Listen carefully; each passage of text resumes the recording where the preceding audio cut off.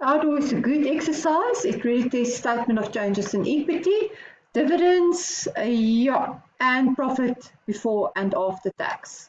And there's also a small change in estimate that you have to take into consideration. Outdoor Limited is a popular shop that sells camping equipment. The company was incorporated in South Africa in 1998.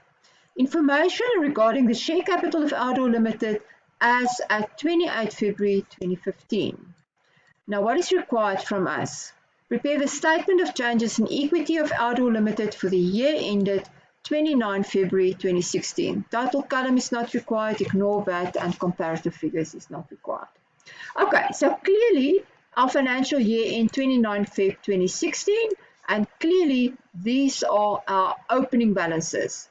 So you can start compiling the framework for your statement of changes in equity. And what you're going to have as headings in that statement is ordinary share capital, compulsory convertible non-cumulative pref share capital, compulsory non-cumulative pref capital, always retained earnings.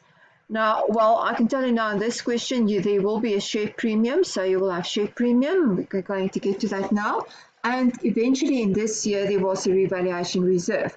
That is the reason why I have to read your question first before you start doing what I'm doing now. I'm just start right away to save some time on the video. Great. On the 1st of March 2015, opening balance. No par value ordinary shares. We had 3.5 million. That's the number of shares issued. And the total value was 11,375,000 annual obligatory dividends. There is no such thing on ordinary shares, and the dividend will be determined by the directors. Good. Nevertheless, our opening balance, 11,375,000, which will equal 3.5 million shares. Now, guys, what I usually tell the students is, although we know that for disclosure purposes, I'm not allowed to write all these things on the statement itself. But if you take a different color pen, I can see that you do not intend that to be part of your statement. This is only so that you can see how many or what kind of information you actually want to appear there. So for number of shares, it is very nice to put it on your statement of changes in equity, because eventually when you're going to work out dividends, you've got all the information that you need and you do not have to rework anything. So there was 3.5 million shares. That does not form part of your statement of changes in equity, although the 11,375,000, that capital amount, that should be your opening balance. Then for the compulsory convertible non-cumulative preference shares, they have a par value of R1.50 per share. We had 250,000 shares which were issued. So immediately you can calculate what is the amount that should lie in your capital account. And that is then 200, not 250, R1.50, that's the par value of your shares. 250,000 times R1.50 gives you a total of 375,000 Rand. So in your share account, you can only account for 375,000.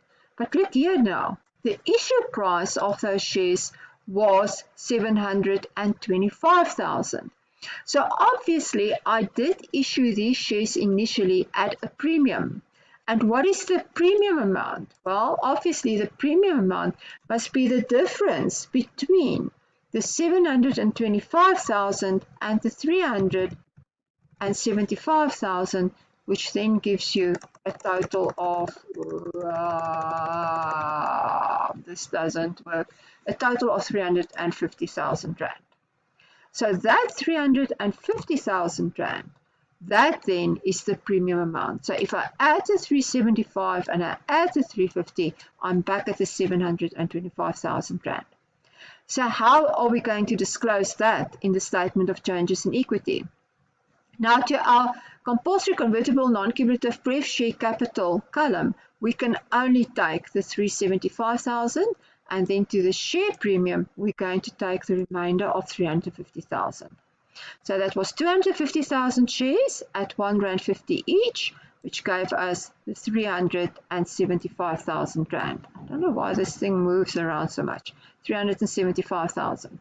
And then the surplus, the difference between 725 and 375, 350,000, you're going to show that under share premium. Just a note on share premium. If I had, for instance, par value ordinary shares, which I also issued at a premium initially, then the premium of the ordinary shares as well as the premium of the pref shares, both of them would have been added together in the share premium column. So I will always have only one column for share premium, although the balance of my account can consist of 2 or more classes of shares. Remember what the Company Act says of 2008. It says you are allowed to have no par value shares. There's no problem concerning that. It says, but when you want to issue more fresh, new shares of that same class of shares, which is a no par value share, you first have to convert that no par value share into a no par value share. Good. Then the next one is our retained earnings, and they tell us here the retained earnings as the beginning of the year was 5,583,500. I've got this one. Our compulsory non-cumulative pref shares, there is a 6% dividend attached to that, and the issue price, it's no par value, so it's only capital of 360,000 Rand. So there's our 6% non-cumulative pref shares, 360,000, and here's our retained earnings, 5,583,500. There was no revaluation reserve in the beginning of the year, but as you will see, we had something during the course of the year. Shares issued. Shares were issued during the year to raise capital to finance an office building. Outdoor issued 2 million no par value ordinary shares by making use of an underwriter. So what is the first question that we ask ourselves when shares are issued? Was there an underwriter? Yes. Applicants were invited to buy shares at R4.25 per share. So how much capital did the company want to raise with a share issue? 2 million multiplied by R4.25 gives you a total value of 8.5 million Rand. So that is what they wanted to raise. Applicants' monies to the value of 7,650,000 were received. So clearly there was an undersubscription, but there was an underwriter. So therefore the underwriter took up the shortfall, the difference between 8.5 million and 7,650,000. The share issue occurred on 15 March 2015. Guys, please work in date order. You're going to see it's going to make a huge difference sometimes in a question where calculations are concerned. So make sure that you're going to use your date order in order to account for entries on your statement of changes in equity as well. The full amount of the underwriter's commission of 2% was also paid at that stage. So what was the underwriter's commission? 2% of 8.5 million, the amount that they wanted to raise with the share issue, which equals 170,000. It is the policy of the company to minimize the impact on distributable reserves and share premium for the purposes of the underwriter's commission and share issue costs. So there was a share issue of 8.5 million. The 170,000, and it must be recorded on a separate line item. That underwriter's commission will now be accounted for against ordinary share capital because I'm not allowed to use distributable reserves or share premium for that purpose. So share issue on the 15th of March 2015, 2 million times R4.25 gives us 8.5 million. And then the underwriter's commission, the 8.5 million times 2%, 170,000 minus, why? Because it's a debit against our share capital account. The credit bank, we debit the share capital account. On 1 April 2015, another date, Outdoor issued 500,000 non-cumulative preference shares at R3 per share. So it's this class of shares, also no par value shares. We've issued 1.5 million additional shares. And they tell us that those shares qualify as equity, but they didn't really have to do that. We should know that for ourselves. So yeah, 1 April 2015, and that is an important date for pref capital issues. Why? Because our pref dividend is dependent and is time-based. So that will depend on what was the number of months that that capital has been in issue in the current year. 500,000 times 3, which will equal the 1.5 million additional capital. Office building. On 1 May 2015, Oudo bought a small office building for 7 million rand. Of this purchase price, 1.4 million was attributable to the land, whilst the rest was attributable to the building itself. Although Oudo has never owned land before, it is the accounting policy to revalue land to its fair value at the end of the financial year. All other property, plant and equipment are measured using the cost model.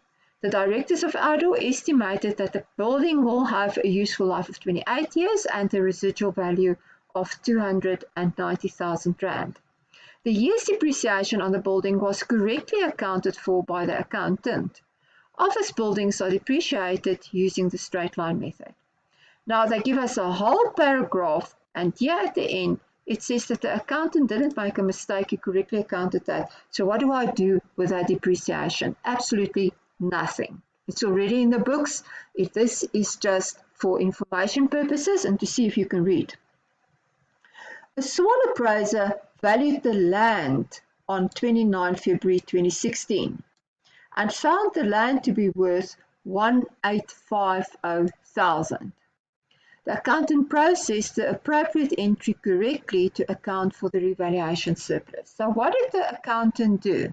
He debited land with the amount of 450,000 rand, and he credited the revaluation surplus account with 450,000 rand. Now that revaluation surplus is part of our other comprehensive income in the income statement. What do I do at year end for the statement of changes in equity purposes? I take my total comprehensive income and I split it up. Net profit after tax goes to retained earnings, and the revaluation surplus of 450,000, that goes against my revaluation reserve. So total comprehensive income, I don't know yet what is my profit after tax, but my revaluation, my other comprehensive income was 450,000. So I can account for that one, 450,000. A one-ton truck. During the year, the directors reassessed the useful life of the company's only truck, originally purchased on 1 June 2012 at a cost price of 1,480,000. They felt that the original estimate of 10 years was not reasonable.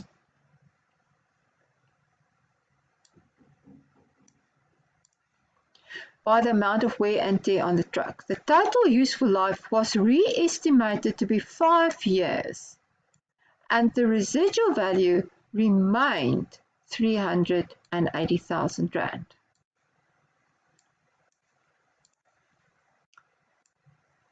However, the accountant still based the depreciation entry on the original estimate of 10 years and failed to correct the depreciation expense for the year. So what did she do? She merely went along and she worked out depreciation like she always did in the past. Trucks are depreciated on the straight line basis, and it is the company's policy to account for changes in estimate using the cumulative catch-up calculation method.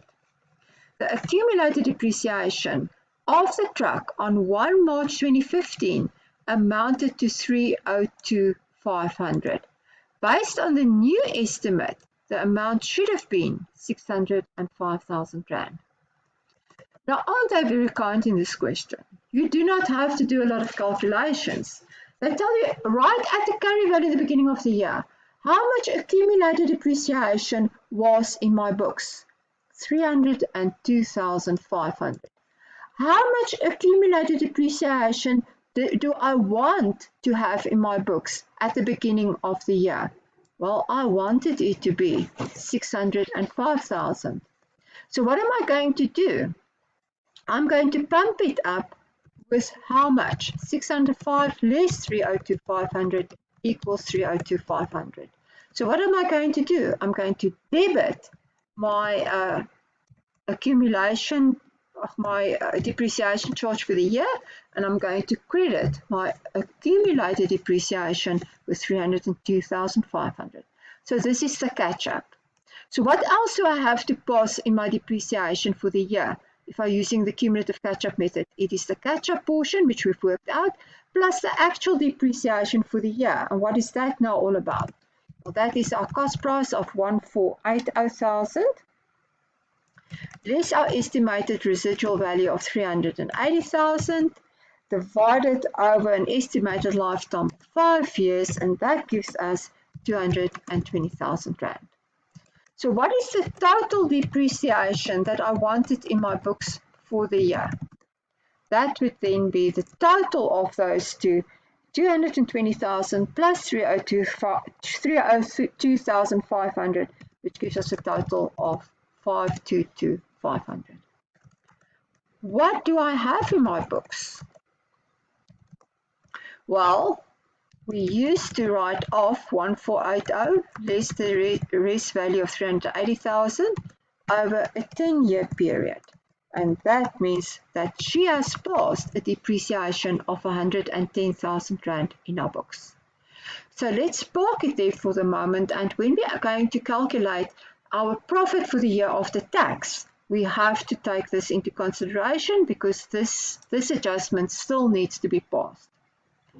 Then conversion of shares. On 1 February 2016, the directors of Outdoor received approval and converted 50% of the issued convertible pref shares to no par value ordinary shares.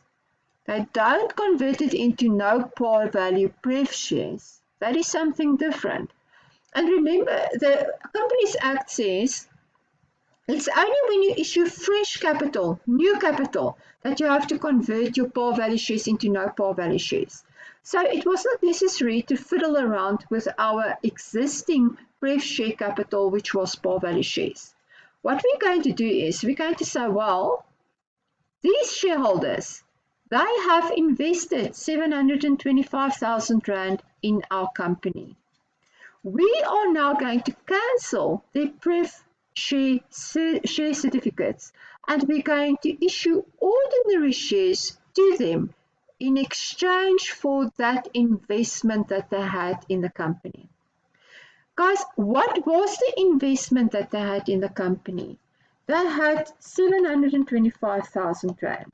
So if we're going to pay back 50% or convert 50% of that into ordinary shares, what is going to be the value of the ordinary shares that we have to issue? 725 times 50%, which gives us 362,500. I'm going to write it down here. Initial investment, 725,000.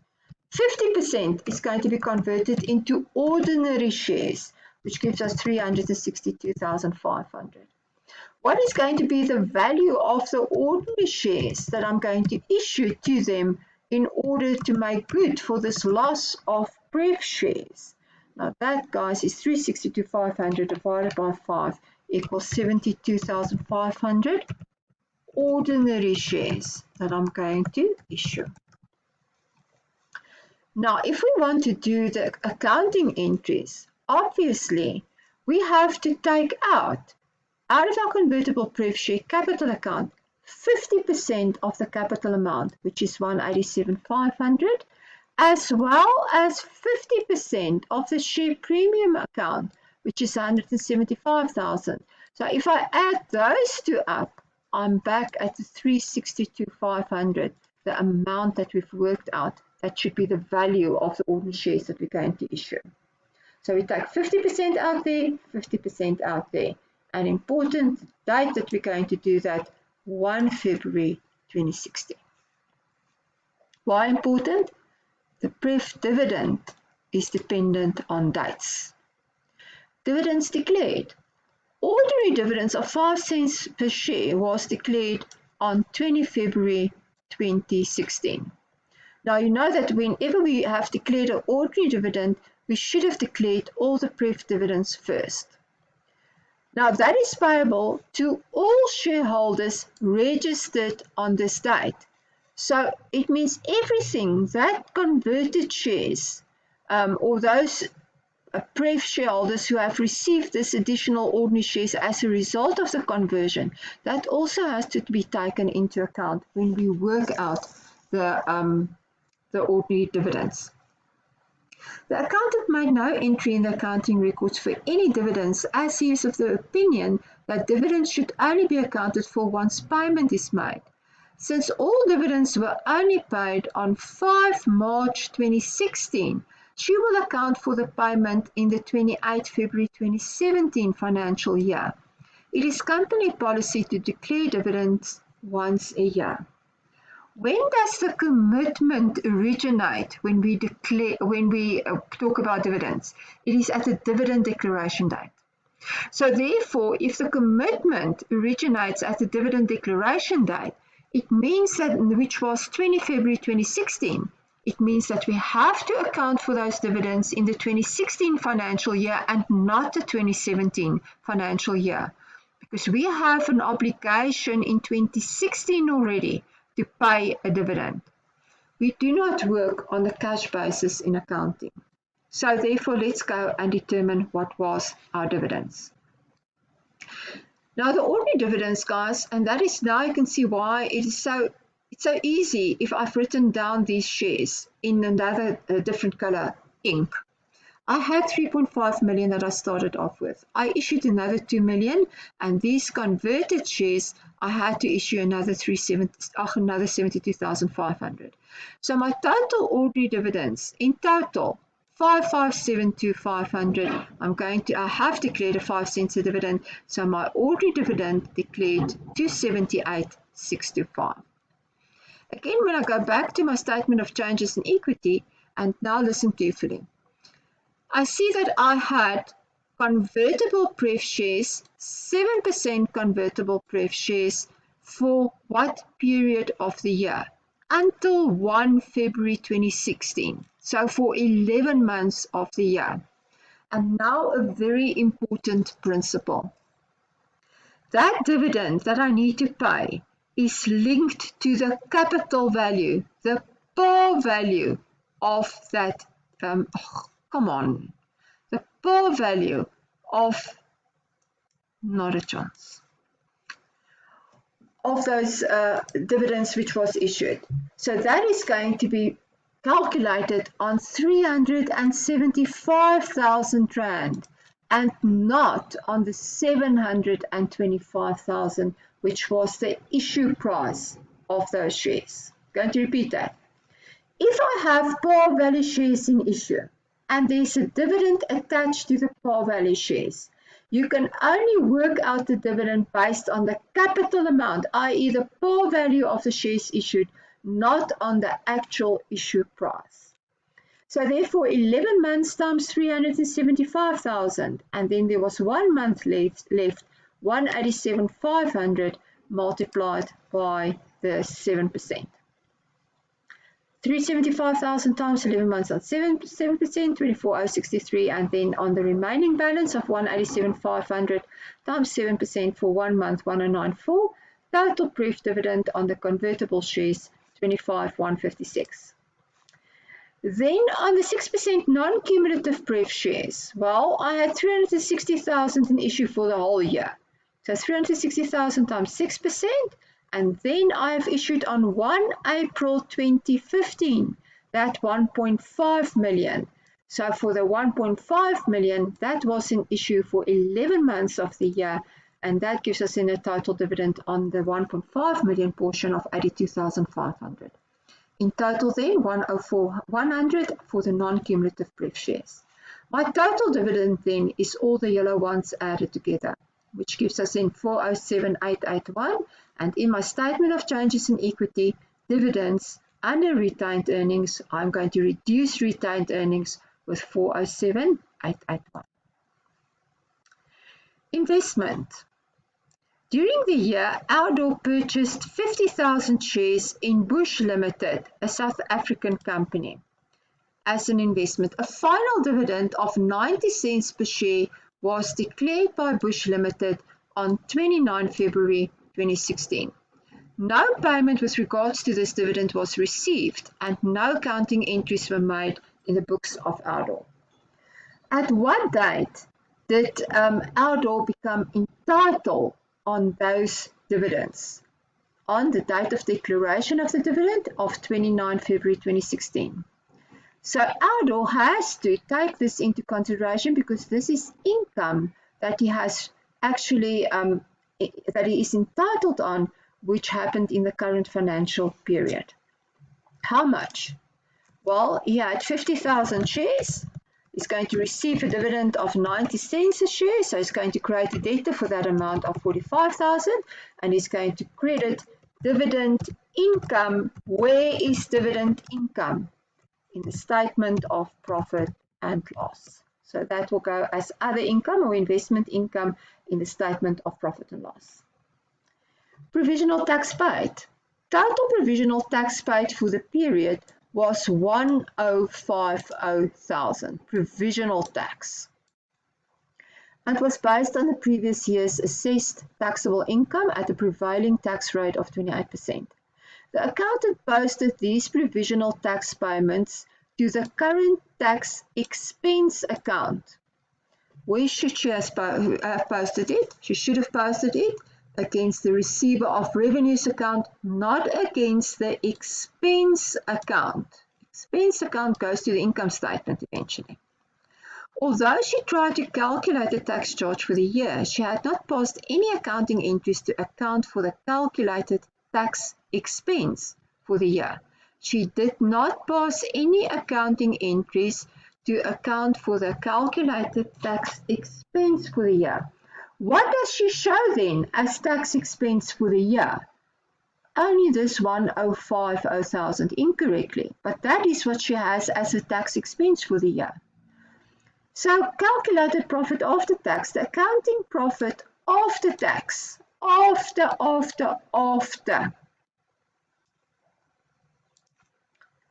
Calculated by the accountant for the year ended 29 February 2016 amounts to 289,500. What did we tell each other right now? That amount that she accounted for as tax was the 1,050,000. So therefore, if I want to work back to the income before tax, I have to add the 1,050,000 to the 289,500 because that would have been her actual profit before tax. Depreciation and investment income were not taken into account in the calculation of profit after tax, although the provisional tax payments were added as part of the tax expense for the year. So there they tell you that again.